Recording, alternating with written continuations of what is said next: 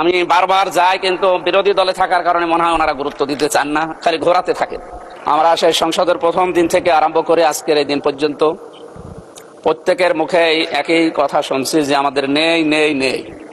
এই বিষয়টা সামনে যেন আর আমরা নিয়ে আসতে না হয়, এজন্য আমি কিছু প্রস্তাবনা এই মহান সংসদের মাধ্যমে যারা দায়িত্বে আছে তাদের দৃষ্টি আকর্ষণ করছি।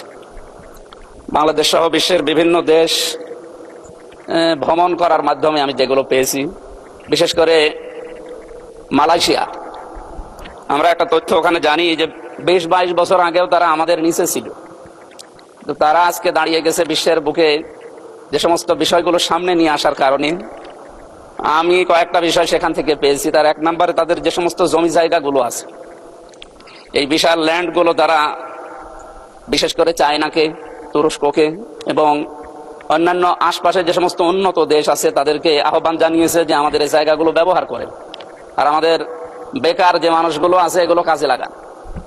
মাননীয় স্পিকার, আমরা যেহেতু সবসময় শুধু নেই নেই নেই এই ভাষায় অভ্যস্ত, এখানে যারা দায়িত্বশীল আছে বিশেষ করে মন্ত্রী পরিষদের যারা আছে তাদেরকে বলবো আমাদের স্ব আসনে এভাবে মানুষের কাছে শুধু আকাঙ্ক্ষা না জানিয়ে আমাদের নিজেদের আসনগুলোর যে জায়গাগুলো সরকারি বেসরকারি ভাবে পড়ে আছে, এই জায়গাগুলোকে যদি সরকার এখন কাজে লাগাতে না পারে তাহলে বাইরের দেশগুলোকে আহ্বান জানাক। আমি অলরেডি এর ভেতরে এই 2 মাসের ভেতরে অনেকগুলো কোম্পানির সাথে বাইরের যোগাযোগ করেছি। তারা বলছে আমাদেরকে ইকোনমিক জোন তৈরি করে ঘোষণা করে দেন, আমরা আসতেছি।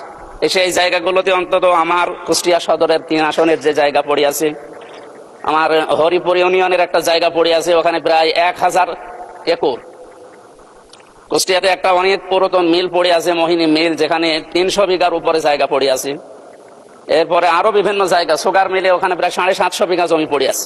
এই জায়গাগুলোকে সরকার কাজে লাগাচ্ছে না, খালি কথার উপরে আমরা এই চলমান অবস্থায় আছি এই 2 মাস। আমি অনেকগুলো জায়গায় যোগাযোগ করেছি কিন্তু সাড়া পাচ্ছি না। অথচ এলাকাতে যে সমস্ত বিষয়গুলো নিয়ে এখন তোলপাড়, এলাকায় যাওয়া যায় না।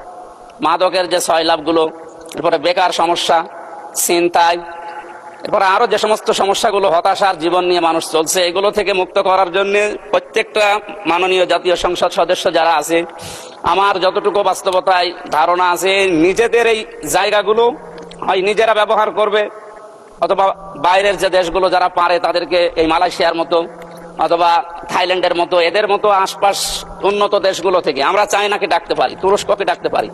এদের মাধ্যমে আমার এলাকায় এই যে জায়গার কথা বললাম, এই জায়গাগুলো যদি ব্যবহার করা যায়, আমার মনে হয় কমপক্ষে 12-13 হাজার মানুষের কর্মসংস্থান তৈরি হবে।